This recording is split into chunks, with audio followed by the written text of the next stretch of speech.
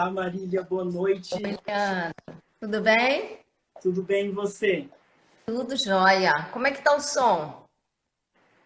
Para mim tá ótimo. Pessoal, vocês estão ouvindo bem a Marília? Legal. Façam joinha se está tudo bem. Acho que se não estiver Acho que ouvindo, sim. vamos Tá, fazer tá algum. tudo bem.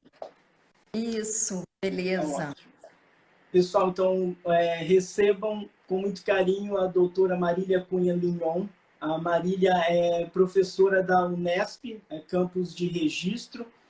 Ela é coordenadora do grupo de pesquisa do CNPq, que trata especificamente sobre monitoramento integrado de manguezais, e também é membro do grupo de especialistas em manguezais da IUCN, né, a União Internacional para a Conservação da Natureza. É um prazer te receber aqui, Marília. Eu não conheço você pessoalmente, mas eu já ouvi tanta gente falar tão bem de você e do seu trabalho, que é um prazer trazer você aqui para conversar um pouco com a gente essa noite. Eu que sou super agradecida de ter esse convite. Aproveito para agradecer também a Fundação Boticário, que foi ela que me indicou, né? Indicou meu nome para você. Exatamente. Tenho um maior carinho por eles, muito legal. Super Sim. agradeço essa oportunidade de falar de manguezal aqui. Que ótimo. Então, bora começar esse bate-papo? Vamos lá. Tá, acho que a melhor forma da gente começar, Marília, seria fazendo uma caracterização.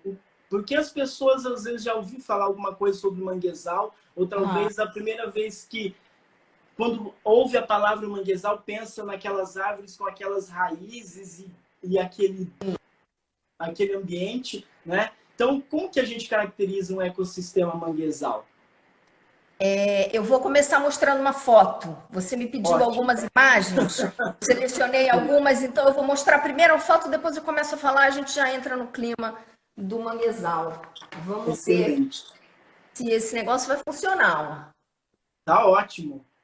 Então, tem uma foto bacana aqui, ó, a Linda. tal do mangue vermelho com as raízes, né? Que a gente logo pensa no mangue vermelho quando pensa em manguezal. Exatamente.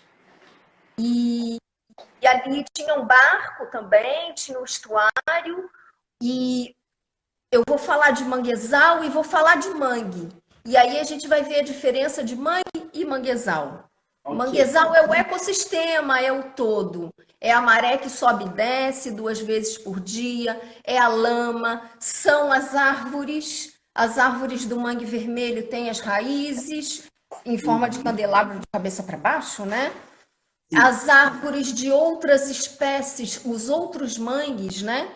Tem outro tipo de raízes diferentes, tem umas raízes que saem como se fossem uns tubinhos assim, uns canudinhos, uns snorkels para fora da lama para poder respirar, porque aquela lama não tem oxigênio, ou tem pouquíssimo oxigênio, o manguezal, o ecossistema, é também um caranguejo que faz as tocas, e aí a toca está ajudando a dar um pouco de oxigênio para aquela lama anóxica com pouco oxigênio.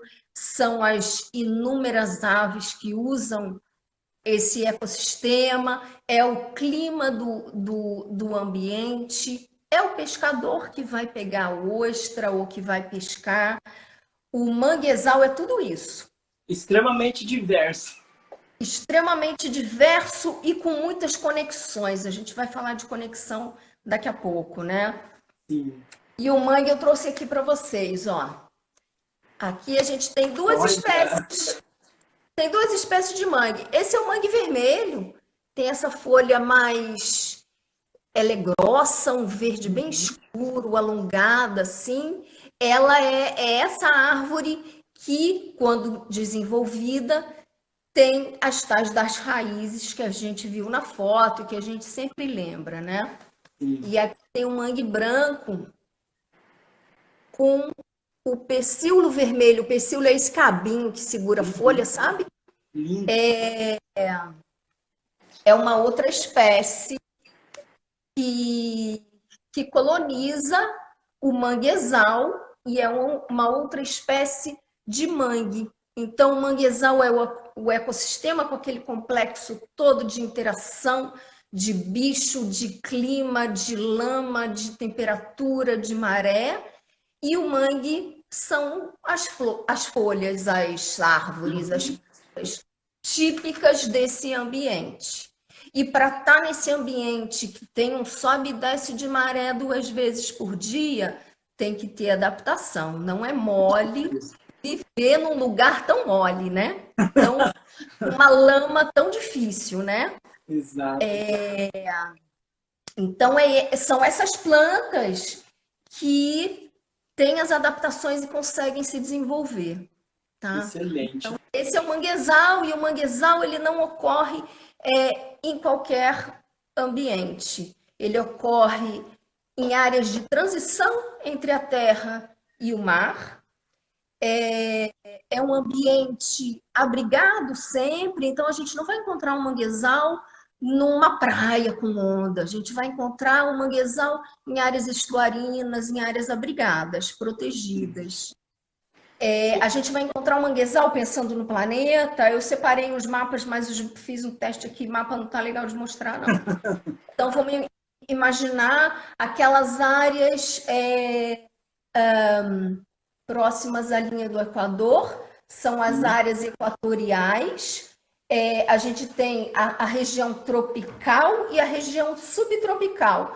25 graus para o sul, 25 graus para o norte. É nessa faixa que a gente encontra os manguezais. Certo. Ô Marília, mas e no Brasil, aonde a gente encontra No manguezal? Brasil, a gente. Isso, o manguezal. No Brasil, a Agora gente já encontra aprendi. manguezal. No Brasil, a gente encontra manguezal desde lá do Amapá, no extremo norte do Brasil, já no hemisfério norte, 4 graus ao norte do Equador, até Laguna, em Santa Catarina. Ele não ele não ocorre da mesma forma ao longo da costa brasileira. A gente tem uma costa de quase 8.000 quilômetros de extensão, é uma costa extremamente variada. Então, ele vai ocorrer em faixas e se desenvolver de formas diferentes. Mas a importância dele é igual. Do norte, do extremo norte até Laguna, o manguezal é tão importante quanto em qualquer um desses locais.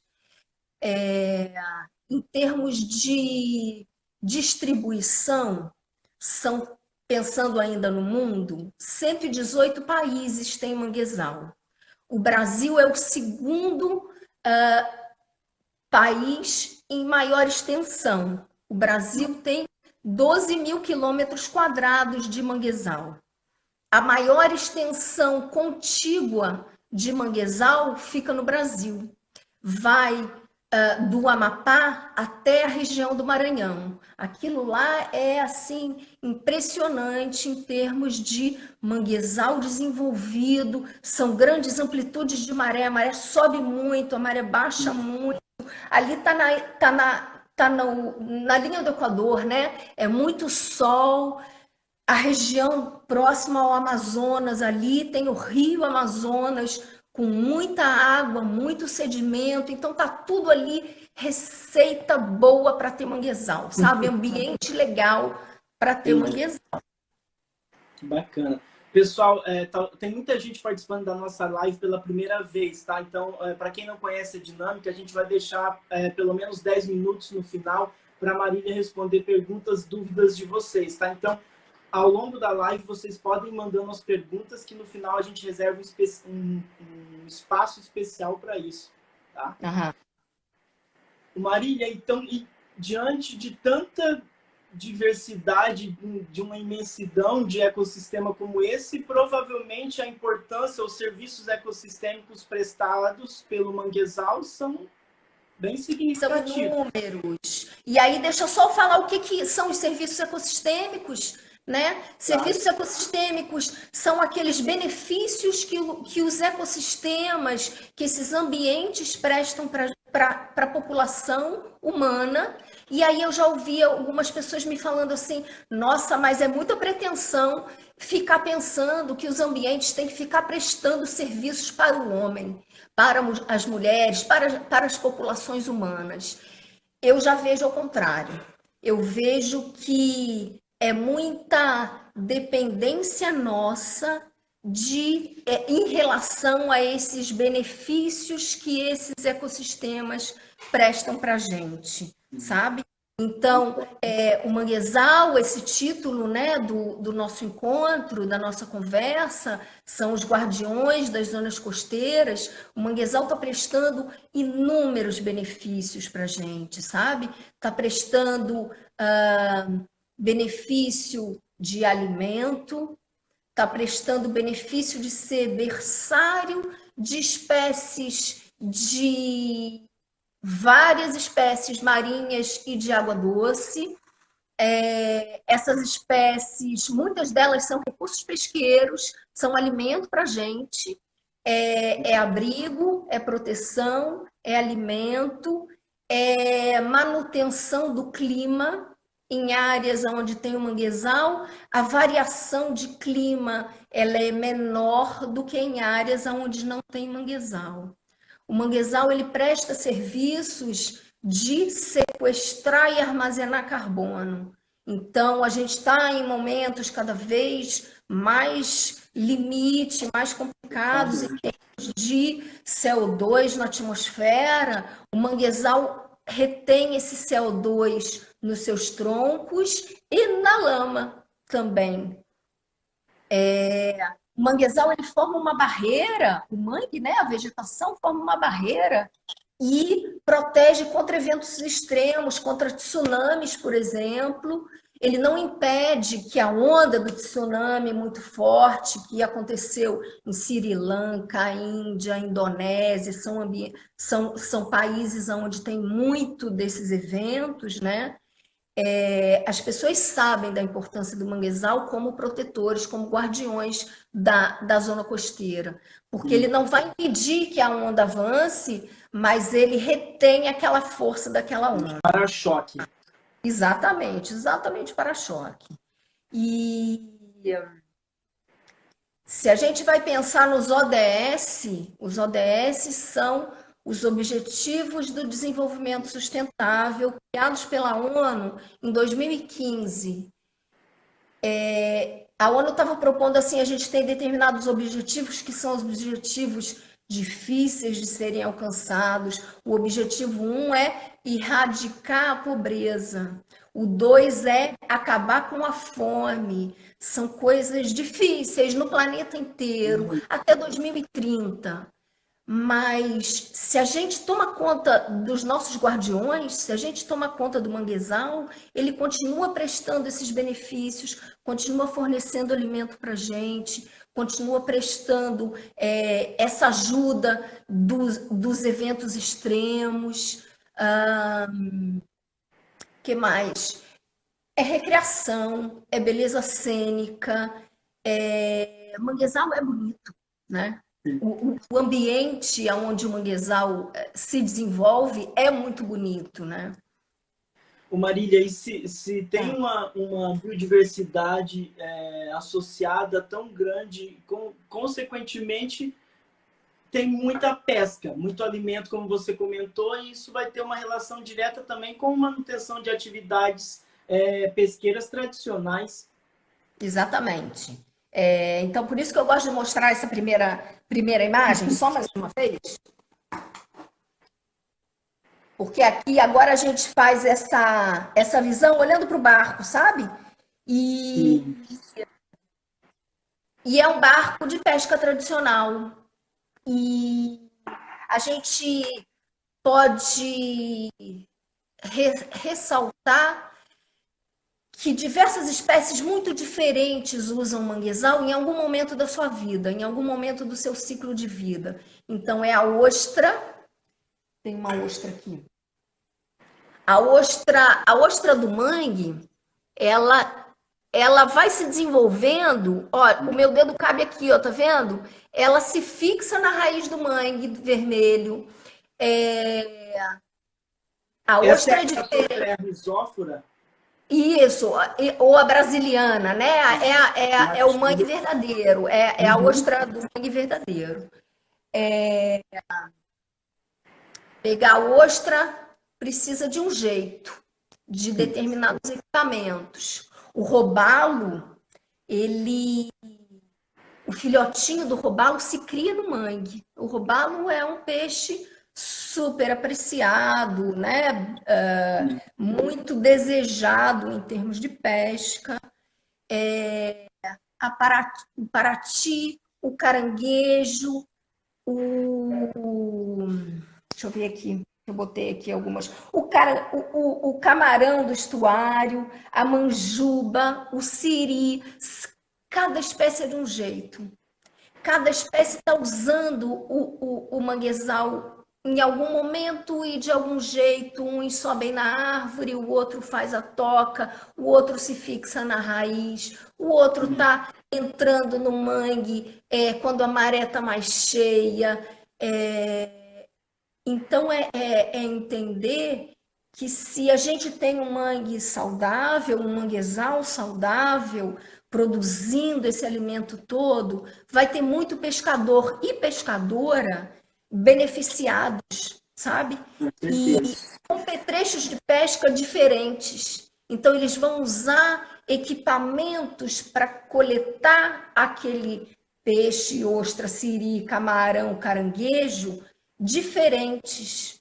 Então, é um negócio que eu acho super bonito do manguezal, é isso. Um manguezal saudável, ele mantém diversidade de geral, diversidade de recurso pesqueiro e, consequentemente, diversidade de petrechos de pesca. Então, ele mantém a cultura artesanal, do pescador artesanal, o pescador caiçara dessa região do Sudeste, sabe? E da costa brasileira inteira, na verdade, né? Então, isso é super bonito. Olha, só para dar um exemplo, são os dados do pessoal do Instituto de Pesca, daqui de São Paulo. Eles fazem um monitoramento diário de desembarque de tudo que é pescado na região do litoral sul de São Paulo. São 4,6 toneladas de produtos pesqueiros por ano. É muito rico. Nossa. Não é por acaso, não é por acaso. É porque o manguezal está saudável. 95% desse volume desembarcado passou pelo manguezal em algum momento da vida. Em algum momento do ciclo de vida. Olha a importância para a economia, a importância para uma série de famílias, a importância para ter peixe lá em São Paulo. A grande parte do pescado que chega no mercado de São Paulo, capital, sai daqui do litoral sul de São Paulo, porque tem manguezal funcionando, com os benefícios. Sabe? Isso é bacana, né? O Marília, falando, você já começou logo no início falando justamente que o manguezal faz essa conexão, essa junção entre a terra e a água e o oceano. Então, justamente por essa posição estratégica dele, como você comentou, se tem tantas espécies, a conectividade com outros ecossistemas costeiros é bem significativa também. Aí tem outra foto. Que é essa aqui, ó. Nossa. É uma foto que tem estuário, manguezal e Mata Atlântica.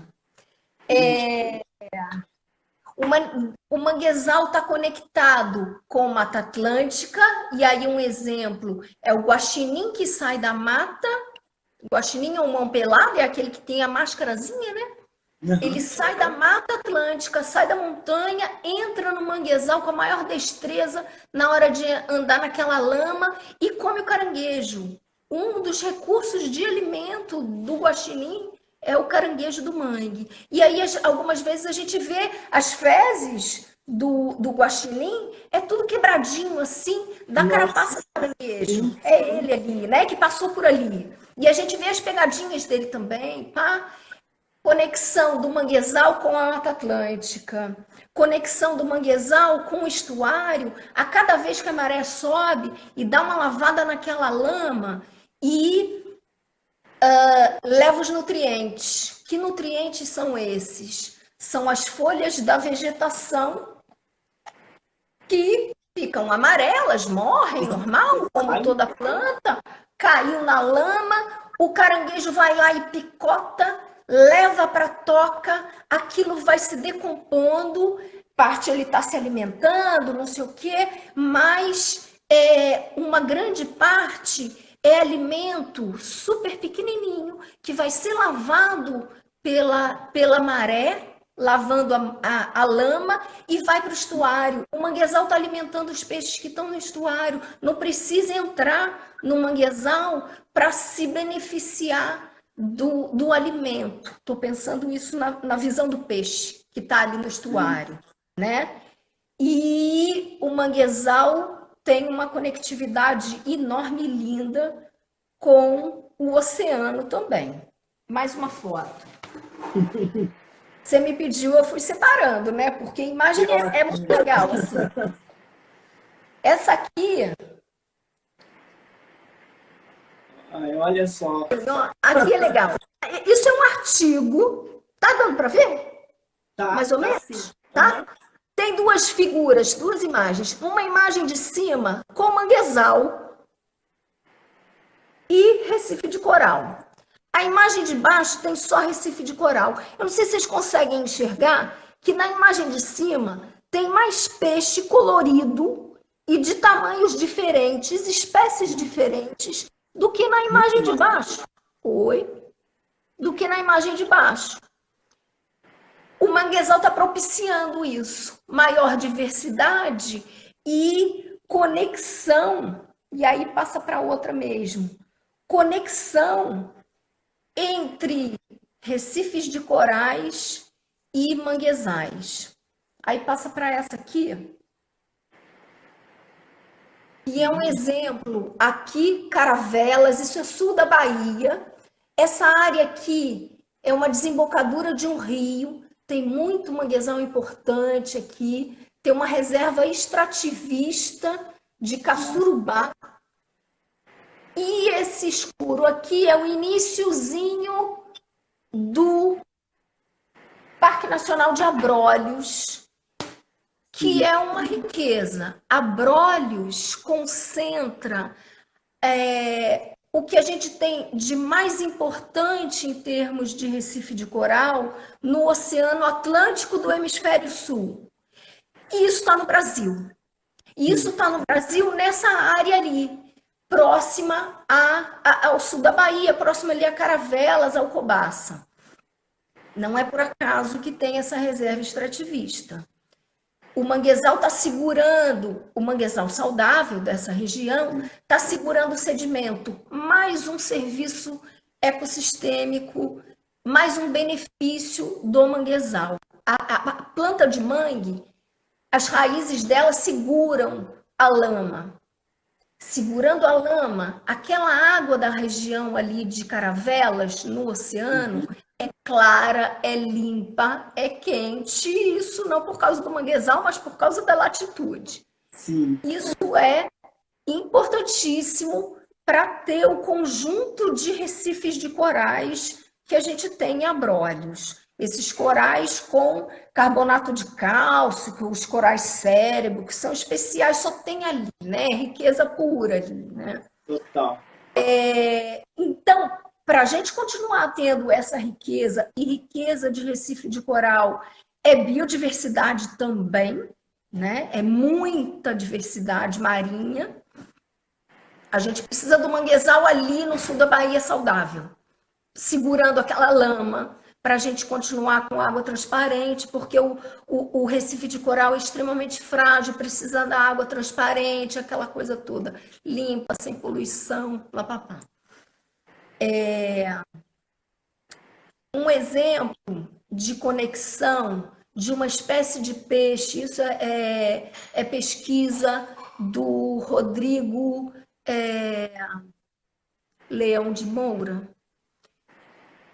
sim, e colaboradores. Ele fez uma pesquisa identificando os tamanhos de uma espécie de lutijanos, é um peixe chamado vermelho ou dentão, que ocorre adulto no recife de coral de Abrolhos, e quando ele vai se reproduzir, ele entra no estuário dos manguezais ali da Resex de Caçurubá, e os filhotes, eles vão se desenvolver ali. Então, isso é conexão. O Exatamente. adulto vive no Recife de Coral de Abrolhos. O filhote precisa da estrutura de raízes para se proteger, porque é como se fosse um esconderijo ali para os filhotinhos, né? Ele se protege dos predadores ali naquele emaranhado de raízes, né? Ele vai achar mais alimento ali, né?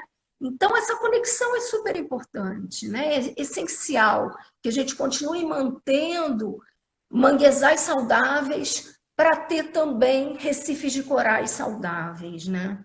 Excelente. A gente recebeu algumas semanas atrás o pessoal do projeto Meros do Brasil, né? E eles, naquela live, eles comentaram sobre o manguezal justamente porque, dando o exemplo do mero também, que é uma espécie de peixe marinho, né, que vive boa parte da vida ali nesse ecossistema também, né? E depois vai para o Recife de Coral, vai para o Costão Rochoso.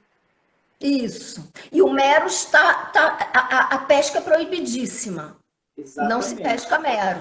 Mas esse dentão, o vermelho, ele é pescado, ele é um recurso importante de pesca. Então, é mais uma vez pensar na economia. Pensar em manguezal saudável é pensar na economia daquela região, pensar nas populações pesqueiras que estão dependendo ali daquele ecossistema, funcionando e protegendo e dando alimento e sendo o nosso guardião, né? Sim. Marília, e você comentou já que a diversidade de animais, tanto na água como na terra, associada ao ecossistema manguezal, é bem diversa. E a biodiversidade de espécies vegetais também é? Depende de onde a gente estiver, em que manguezal a gente estiver. Se a gente estiver lá na Austrália, tem uma série de espécies vegetais. Tem, sei lá, 30, 40 espécies vegetais na Austrália, naquele lado de lá do mundo. Se a gente estiver aqui no Brasil, no Sudeste, a gente tem 3 espécies somente. Essas 2 que eu mostrei, mangue vermelho, mangue branco, Rhizophyra mangli, Laguncularia racemosa, e tem mais uma espécie que é o mangue preto ou mangue amarelo, dependendo de onde a gente estiver, tem um nome diferente, né? Que é a Vicenia shaueriana. 3 espécies, mas que dão conta de prestar tanto serviço ecossistêmico quanto os 30, 40 lá da Austrália. Tá? Então, tem menos diversidade de espécies, mas a diversidade de funções, os benefícios são exatamente os mesmos. Excelente. Acho que é importante, a gente está falando até agora, contextualizando o que é o manguezal, tudo que existe de vida associado, mas eu já li muitas matérias, muitos artigos científicos falando que esse ecossistema tem sofrido diversos impactos, né, Marília? Infelizmente. Por se desenvolver nessas áreas abrigadas, são áreas onde tem porto. Onde tem porto, tem indústria. Esses são grandes impactos. Falta de planejamento da zona costeira, então, ocupação irregular também é outro impacto. Carcinicultura, criação de camarão no nordeste do Brasil. Antes eram salinas, agora carcinocultura, tanques. Estão substituindo o manguezal por tanques particulares para criar o camarão.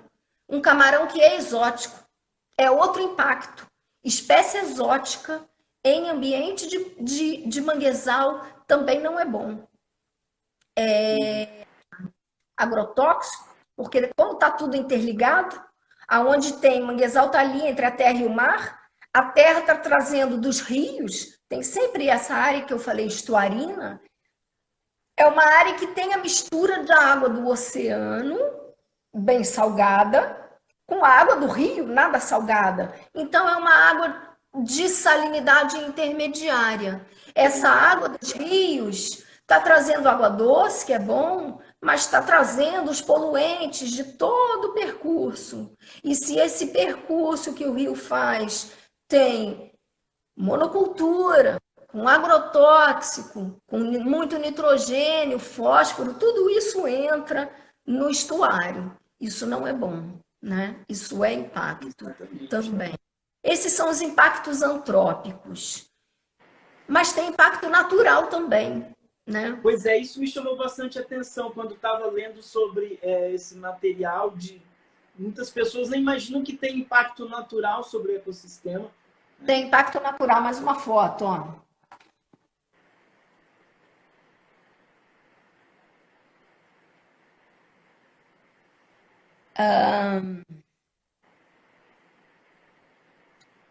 Em dezembro de 2018, lá na Ilha do Cardoso, na região de Cananéia, litoral sul de São Paulo, passou um vento fortíssimo, que saiu derrubando Floresta Atlântica, Manguezal, Restinga, saiu derrubando tudo.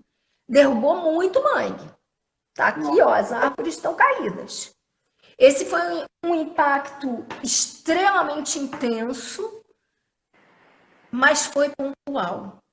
Ele cessou. Como cessou? Isso foi em dezembro de 2018. A gente volta novamente nessa mesma área, o mangue, a vegetação, está voltando naturalmente, está se recuperando naturalmente. Outro exemplo em maio do ano passado, maio de 2019, caiu uma geada fortíssima perto de Iguape, é litoral sul de São Paulo também, mas um pouco mais ao norte dessa área que eu mostrei a foto. Caiu uma geada e ventos que foram registrados quase 60 km por hora. Nossa! Aquilo matou muito mangue e a gente via no tronco do mangue a marca do granizo, que caiu, desfolhou tudo, matou tudo. Mas isso foi pontual. Em algumas áreas onde a gente faz o monitoramento no litoral sul de São Paulo, isso desde 2001, tem áreas delimitadas de mangue lá. Algumas vezes cai um raio. O raio é extremamente forte, mata também muita árvore de mangue, mas é pontual. Se o ambiente no entorno está saudável, aquele manguezal se recupera naturalmente. Esse é um impacto extremo, mas pontual. E o manguezal, a gente tem visto provas e tem registrado, monitorado, de que o manguezal e o mangue, a vegetação, ela volta naturalmente. O problema são os impactos que não cessam. São os impactos como uma construção de um porto, um aterro, uma zona costeira mal planejada, então favelas, as pessoas que estão na favela não escolheram ficar ali na frente do estuário. É falta de planejamento costeiro, é falta de planejamento urbano costeiro, né? Produtos químicos lançados na água continuamente, isso não cessa. E isso é difícil que o manguezal se regenere. Outro exemplo de regeneração de área de mangue foi um trabalho do Armando Reis Neto, engenheiro de pesca. Ele fez um mestrado lá na Federal do Ceará. E ele fez um estudo muito bacana, porque ele acompanhou por satélite e em loco, in situ, né? Mediu o mangue, tudo, e ele viu que ao longo do tempo uma salina, que é muito frequente no Ceará, né? É uma região que venta muito, as salinas eram atividades importantes ali, economicamente importantes. Cessando a atividade da salina, o manguezal se recuperou, assim, tomou conta da salina. Porque a maré vem, vai, e o propágulo, que é a semente do mangue, vem e vai, e naturalmente o manguezal toma o seu lugar. Sim. O problema são os impactos antrópicos, os impactos humanos, que não cessam. Que não cessam. Aí esses são bem complicados. Bom, e aí outra questão, que é o derramamento de óleo, né? Que a gente vai falar provavelmente agora, não sei se já é a próxima etapa. Impacto por óleo é terrível. terrível para manguezal. E aí eu vou apresentar para vocês uns dados apresentados no painel Mar na semana passada. Eles estão fazendo uns seminários maravilhosos do HOB, que é o Horizonte Oceânico Brasileiro. Estão convidando gente assim de altíssimo nível. E na semana passada, debatedores falaram sobre a questão do óleo. E começou a ocorrer, e aí alguns dos debatedores foram Clemente Coelho Júnior, da Universidade de Pernambuco, dois professores excepcionais da Federal da Bahia, uma médica, Rita de Cássia, e um outro professor, eu preciso ver o nome aqui, porque eu não os conhecia, professor Miguel Acioli, da Federal da Bahia também. Os três falaram: foi o maior desastre socioambiental brasileiro. Um dos maiores. Foram toneladas e toneladas de óleo bruto chegando primeiro nas praias, depois, na verdade, Recife de Coral, praia e riozinhos, e dentro dos riozinhos a gente encontra os manguezais. Então, afetou ecossistemas extremamente importantes em termos de serviços ecossistêmicos, de benefícios para os homens, para as populações humanas, para uma série de pescadoras e pescadores, e para o planeta como um todo, para o Brasil como um todo, em termos de riqueza, né? Foram, olha, 3.000 quilômetros da costa foram afetados. 2/3 da costa brasileira foi afetado por aquele óleo. Foram 11 estados, 130 municípios. É muita coisa, muita gente sendo afetada. E foi gente que tomou a frente e que botou a mão na massa, não, que botou a mão no óleo, sem EPI, primeiramente, depois com EPI, e foi pescador, pescadora, universidade, ONG, enquanto o governo federal, que precisava ter feito isso imediatamente, não fez, tardou.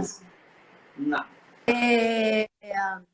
A gente tem estratégias, e uma delas são as cartas SAL. As cartas SAL são as cartas de sensibilidade ao óleo. São cartas muito legais porque dão informação para a gente, bem facilzinha, assim, da onde estão os ecossistemas e qual é a sensibilidade daquele ecossistema para o óleo. Então, costão rochoso, todo formado de pedras, numa área onde bate muita onda, é menos sensível, porque a onda vai lavando aquilo naturalmente, do que, então, o costão rochoso é menos sensível. O manguezal, aonde a maré passa 2 vezes por dia, mas ela passa devagarzinho, ela passa fazendo um carinho na lama ali, sabe? Ela não passa com violência. É muito mais sensível ao óleo, porque aquele óleo, quando chega no manguezal, ele fica no manguezal. E para fazer a limpeza, é praticamente impossível. Protocolo, a gente tem que impedir que aquilo chegue, porque se pisa o óleo vai e afunda na lama. Tem algumas estratégias de limpeza de óleo, né? No costão rochoso, há uma opção de fazer o jateamento. Pega uma água, tipo aquele VAP, né? Sai. Isso é terrível para o costão rochoso, porque tira toda a fauna dali. Mas, então é melhor deixar a onda fazer. A maré que passa no mangue, ela não é forte o suficiente, ela não pode ser, né? Porque senão não ia ter manguezal ali. Então o impacto é seríssimo. E como era um óleo de subsuperfície, aqui da superfície da água, esse óleo passava por baixo de algumas barreiras, porque uma das opções é você coloca uma barreira flutuante ali, ela segura a passagem do óleo, mas ele passava por baixo. Então, isso é terrível. Esse professor Miguel Cioli, ele falou que semana passada estava dando ressaca na Bahia e a ressaca estava trazendo óleo, porque o óleo continua em algumas poças de maré, continua em alguns cantos que não tinham chegado à praia ainda, e está chegando e continua chegando. Então, tem uma colocação aqui que foi apresentada, que os impactos a longo prazo são para a biodiversidade, para a cadeia produtiva e para a pesca. Então, são impactos seríssimos em termos de biodiversidade, de serviços ecossistêmicos e economia e saúde das pessoas que tiveram em contato direto. Exatamente. É aquilo na pele, é o ar que está respirando, é a questão emocional de, bom, nós que somos... Teve uma declaração super bonita de uma pescadora na semana passada, no Painel Mar, dizendo assim, nós que somos fornecedores de alimento, a gente está preocupado com alimento, a gente está sem alimento, porque esse peixe ele está contaminado, ou não está mais contaminado, mas as pessoas estão com medo de consumir. E isso ocorreu no verão, né? Foi de outubro até janeiro, no verão, que é o auge do turismo. Então, em termos econômicos, isso foi sério para as praias. E o peixe, as pessoas precisam vender o peixe, precisam continuar coletando o seu peixe. Poucos receberam esse auxílio emergencial que disseram que dariam, né? Então, foi e ainda é, e será, né, por um tempo. Com certeza. Extremamente sério, grave, sabe? Então, a gente tem que pensar sempre com muito cuidado de quem está cuidando da gente. Mais uma vez, né? Manguezal está cuidando da gente. Vamos cuidar dele, porque a gente precisa dele, né? E nesse caso do derramamento do óleo, ele acaba sendo um impacto que não cessa, né, Marília? Porque, como você está falando, por mais que a tragédia aconteceu num momento específico, né? Mas toda essa contaminação química, ela está entremeada agora na cadeia trófica. Está na cadeia. Tudo, né? Desde o fitoplâncton, o zooplâncton, os peixes, né? Tem ainda o impacto invisível, né? De larvas, de peixes, de invertebrados que estavam no início da vida, que morreram e que ninguém nunca vai saber o quanto que se perdeu. Exatamente, quanto se perdeu. Porque a gente vê a ave que está cheia de óleo, a gente vê aquele bando, cardume de peixe morto, mas a gente não vê o quanto que se perdeu de fitoplâncton. O fitoplâncton é um organismo muito pequenininho, mas que é responsável pelo oxigênio no planeta. Simplesmente, a gente não está respirando só o oxigênio que sai da planta, da floresta amazônica, a gente está respirando o oxigênio do fitoplâncton, desse organismo pequenininho que estava lá em contato com esse óleo todo que vazou e, enfim, foi terrível, né? Sim. Então a gente não... O Brasil tem que estar preparado para se proteger em termos ambientais. Isso não é luxo, não é coisa de bicho grilo, verde, não. É saúde de muita gente, de muito brasileiro. É saúde de muitos ambientes, né? Com certeza. E falando em estar preparado, Marília, que estratégia você poderia trazer ou comentar para a gente que tem sido feita no país para a conservação e proteção dos manguezais? Eu gosto muito da Convenção das Zonas Úmidas. É uma convenção internacional que foi criada em 1972. O Brasil entrou nela em 1993. Atualmente, o Brasil tem, 27 sítios Ramsar de importância internacional. O que significa isso? São áreas especiais no ambiente que fornecem esses benefícios todos que a gente vem falando. É água pura, é oxigênio, é proteção, é diversidade, é manutenção da vida, de qualidade de vida das pessoas. Essa é uma das estratégias. Ter sítios Ramsar de importância internacional do país é ter um olhar internacional dizendo: olha como a gente tem coisa preciosa aqui no nosso país, sabe? Essa é uma delas. A outra são as unidades de conservação, as áreas protegidas. A gente tem área protegida de duas categorias, né? Uma de proteção integral, a gente não mexe, o uso é indireto, não pode pescar, não pode pegar o caranguejo, mas pode-se fazer pesquisa, pode-se fazer um turismo, um ecoturismo. E a gente tem as unidades de conservação de uso sustentável. São aquelas em que pode-se fazer o uso do recurso. A gente faz a conservação daquele lugar com um manejo adequado. Então, comunidades locais, pescadores, marisqueiras, podem continuar pescando. Pode haver uso daquele ambiente, contanto que não se esgote o ambiente, porque senão não tem razão disso, né? Exatamente.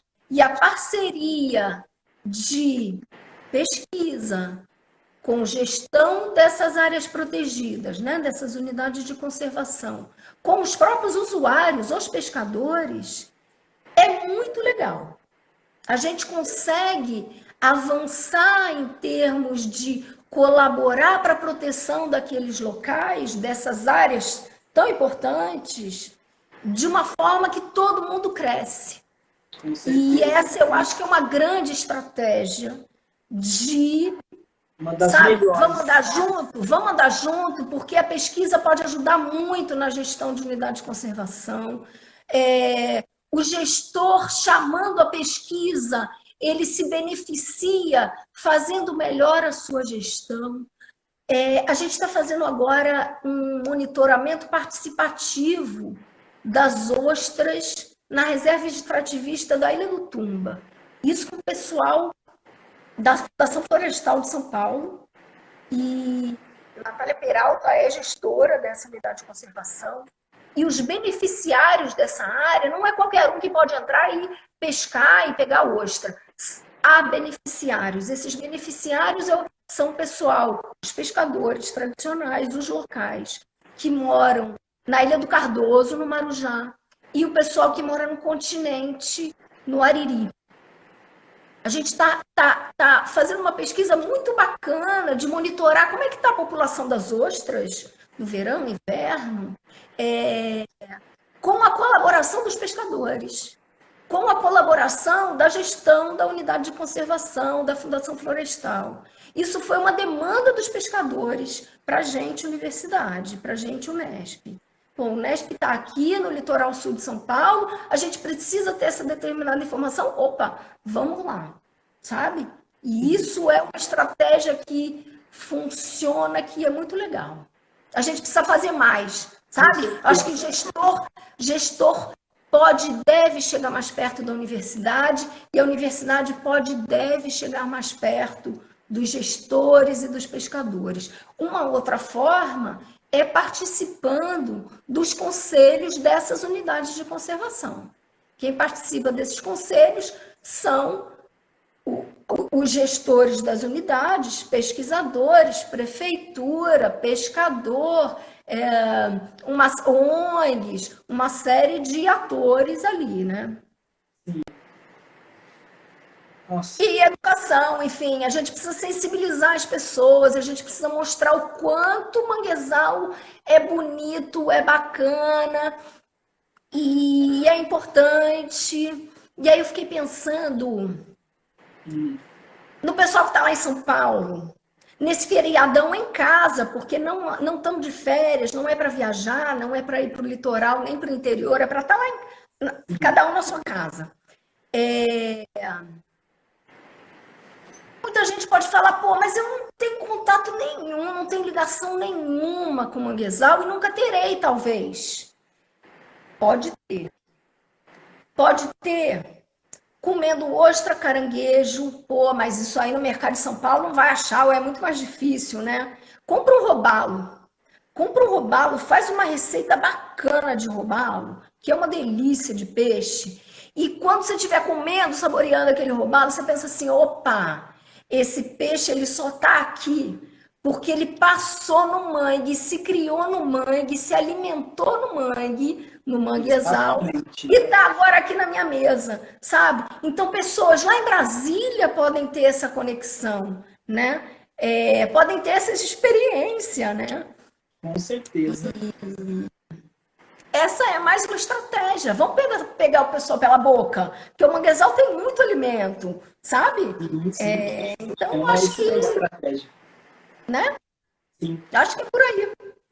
Ô Marília, a gente tem 8 minutos. Podemos abrir para começar a responder as perguntas do pessoal? Podemos. Boa! Legal, vou mesmo. Os recentes derramamentos em Minas Gerais, falando especificamente de Mariana e Brumadinho, impactaram o manguezal do estuário do Rio Doce? Impactaram seriamente os manguezais do Rio Doce. Seriamente. Isso precisa ser monitorado. Tem gente fazendo pesquisa e monitorando esses manguezais. Não tem a menor dúvida que impactou, porque é sempre pensar que o manguezal está nessa conexão de rio com oceano. O que desce do rio não é bom, não vai ser bom para o manguezal. Não vai ser bom para a fauna do manguezal também. Como surgiu o mangue em Fernando de Noronha? Isso eu não sei. Isso manda pergunta lá para o Clemente Coelho Júnior. Ele é o especialista dos mangues em Fernando de Noronha. Clemente, responde aí, por favor, tá? Não tem parque aquícola no litoral de São Paulo?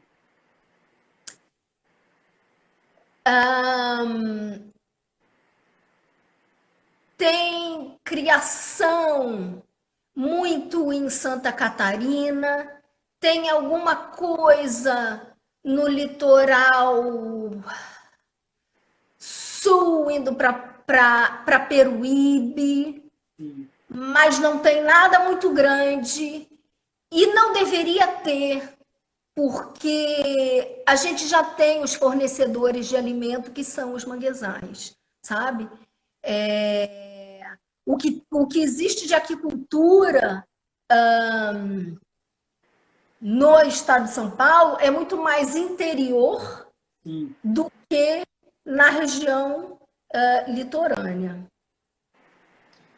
Ótimo. Como que está a regularização e fiscalização para a extração de moluscos em manguezais?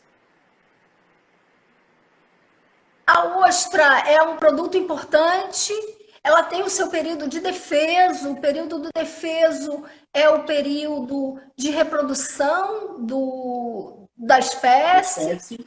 E a ostra, ela tem o seu período a ostra nativa, né? Tem o seu período de defeso do 18 de dezembro até 18 de fevereiro. Nesse período não se pode coletar ostras, deixa ela reproduzir, né? Deixa o momento dela.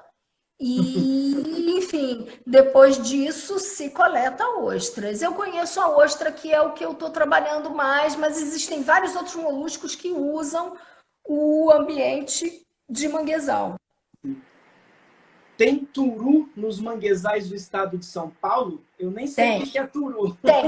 O turu eu não tenho foto. O turu, o gênero é teredo. Ele é um molusco bem compridinho assim, sem concha. Ele tem duas conchinhas muito pequenininhas no topo, numa das extremidades, e ele é perfurador. Então ele perfura os troncos de mangue morto, perfura madeira de barco também, é uma complicação. Mas em tronco morto de mangue caído, assim, a gente encontra muita galeria de teredo ou de turu, mas eles não são tão grandes. Eu não sei se essa pergunta veio lá do norte do Brasil, porque lá eles são enormes. E o pessoal usa para alimentação. Faz sopa de teredo, faz sopa de turu. E a forma de chamar o teredo no norte é turu. Interessante. Os sítios Ramsar têm alguma função além de chamar a atenção para conservação e financiamento para pesquisa? Financiamento é algo importante, é esse destaque internacional. E quando se criaram alguns sítios Ramsar novos, aqui na região do Litoral Sul e Paraná, eu ouvi de algumas pessoas: nossa, mas agora vai restringir, a gente não vai poder fazer mais nada. E não é assim. A proposta da Convenção das Zonas Úmidas é justamente que continue havendo o uso do recurso, continue havendo a manutenção desse contato de gente com ecossistema manguezal, tá? Ô Marília, a gente tem só 1 minuto e meio. Queria que você respondesse brevemente. Desculpa que o tempo começa a apertar. Passa muito rápido. A última pergunta que eu acho interessante é: qual o manguezal mais fascinante que você já visitou ou conheceu? Eu fui orientando da professora Yara Schiff-Novelli no Instituto Oceanográfico da USP, né? Fiz mestrado e doutorado com ela. E ela sempre fala: cada manguezal é um manguezal. Cada manguezal tem o seu encantamento. Eu fui nos manguezais do norte do país, no Pará. Eles são impressionantes. Eles crescem 30, 40 metros de altura. Nossa. Eles são enormes em troncos. O teredo é enorme. As marés são enormes.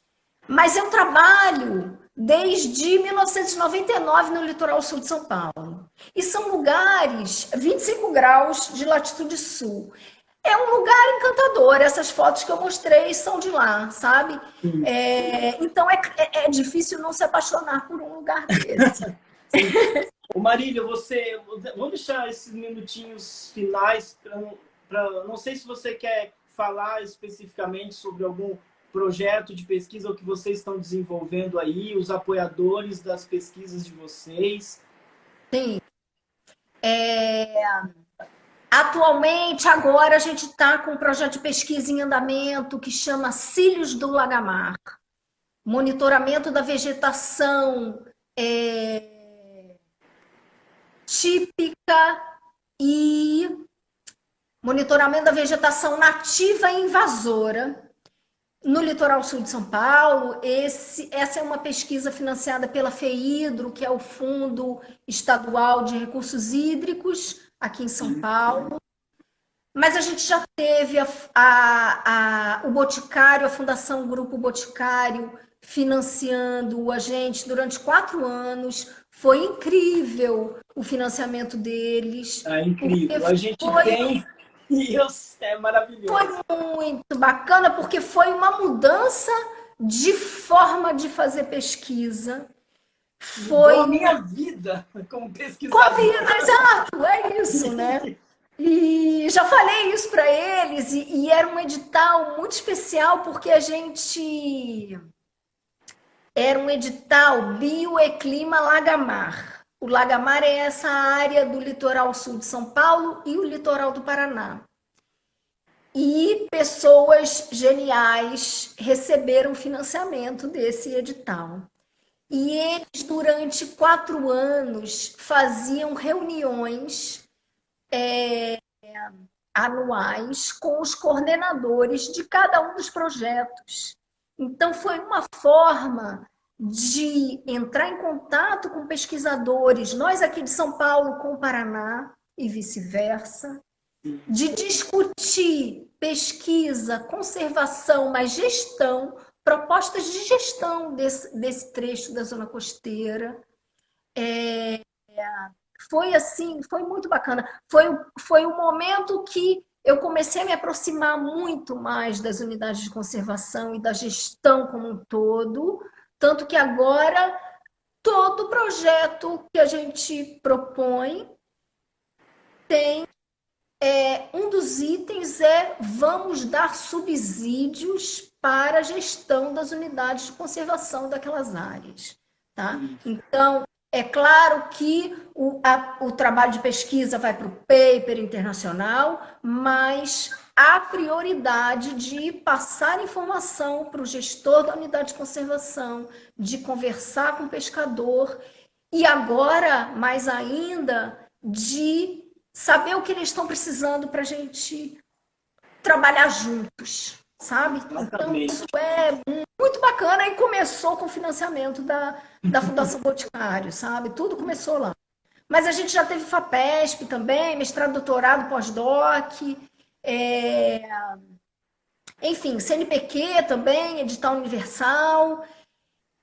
O legal também agora é uma experiência super bacana que esse grupo, né, de monitoramento integrado de manguezais é um grupo grande com pesquisadores, tem pesquisador internacional da Colômbia, Jaime Polania, tem pesquisadores da UNB de Brasília, tem pesquisador da USP, da Geografia da USP Leste, tem pesquisador do INPE, tem pesquisador da FMU, tem pesquisador da Unesp também, não só eu sou Unesp, mas outros pesquisadores colaboram com esse monitoramento integrado e a ideia de monitorar o manguezal foi crescendo. Então, a gente está com multi-olhares para esse ecossistema que é tão multi, né?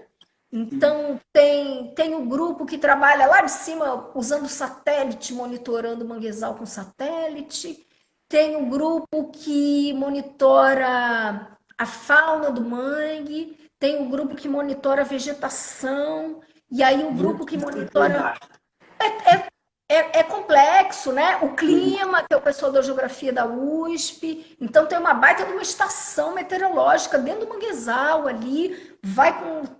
O laptop tira os dados e é super bacana ver que dentro do mangue o clima é muito mais estável, o vento é menos intenso, a luz é mais filtrada, a umidade, fora do mangue aquilo é forte, né?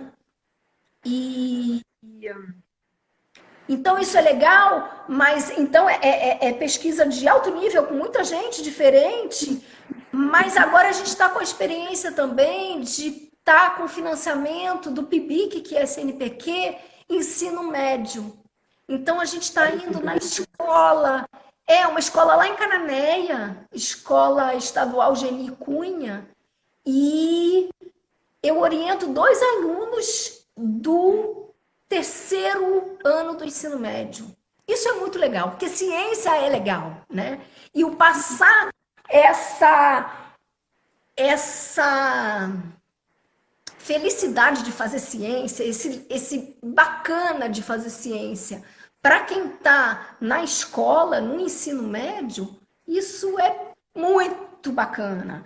E eles são 2 alunos, e eles estão, o Lucas e a Elisa, e eles estão monitorando. A gente foi no mangue, coletou os propágulos, as sementes, cada um, vários de espécies diferentes, dessas 3 espécies, 2 espécies, aliás, que a gente coletou. Plantamos, eles plantaram mangue, monitoram toda semana o tamanho do mangue, não nasceu folhinha aqui e ali, cresceu tanto, papapá. E aí deu esse momento, essa situação que ninguém esperava e ninguém sabia como fazer, e está todo mundo no isolamento social. O que vamos fazer com a pesquisa deles? A pesquisa vai continuar. Então, a gente levou para casa de cada um. O Lucas mora quase lá no Paraná. É Cananéia, mas é quase Paraná. Levamos para casa de cada um as plantinhas de mangue. Acho que tem foto aqui, ó. Vamos ver se tem. Então, toda semana no isolamento social, continuando esse monitoramento, sabe? Então, é despertar o compromisso com a ciência, o encantamento, como é legal. Olha lá as plantinhas. Olha. Cada um tem um conjunto de plantinhas de mangue crescendo. Isso foi no início, porque já está tudo grande. Está maior do que a minha aqui. E então lá, toda sexta-feira a gente se comunica por WhatsApp e a pesquisa está continuando, sabe? Então, o trabalhar nesses vários grupos diferentes e colaborar, tá todo mundo colaborando com conhecimento da importância dos manguezais e cada vez mais a gente se encanta com esse ecossistema, né? É muito bom. Que lindo. Nossa, Marília, eu não tenho nem palavras para agradecer, primeiro, da sua disponibilidade, de ter aceito o convite, de estar aqui com a gente, de ter dado essa aula sobre ecossistema manguezal. Queria te parabenizar pelo excelente trabalho que você tem desenvolvido, né? Não só de pesquisa, mas como você acabou de falar, de popularização do conhecimento sobre esse ecossistema, da importância que ele tem para a gente. Eu que te agradeço pela oportunidade. É sempre bom poder falar de manguezal, é sempre bom poder passar esse encantamento e mostrar para as pessoas do quanto que é importante, né? Do quanto que os oceanos são importantes, né? E valeu, só tenho a te agradecer. Foi muito bacana. Muito bom. Eu gostaria de dar um último recadinho para todo mundo que ficou aqui até agora. Semana que vem, pessoal, nós vamos falar sobre gestão pesqueira com base científica.